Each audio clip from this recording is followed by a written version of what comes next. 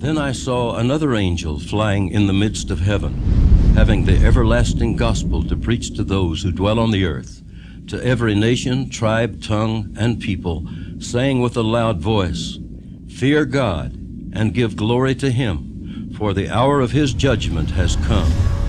I don't know how you feel, but I have a sense that there's something not quite right with the world.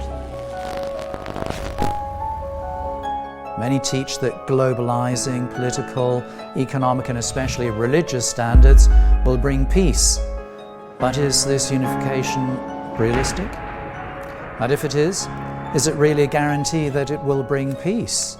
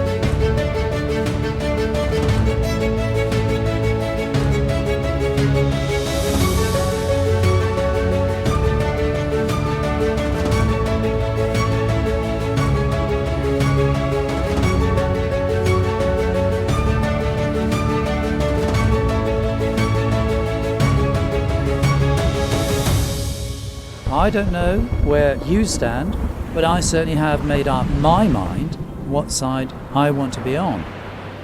As you can see, and as you can sense, a storm is brewing. Let's prepare.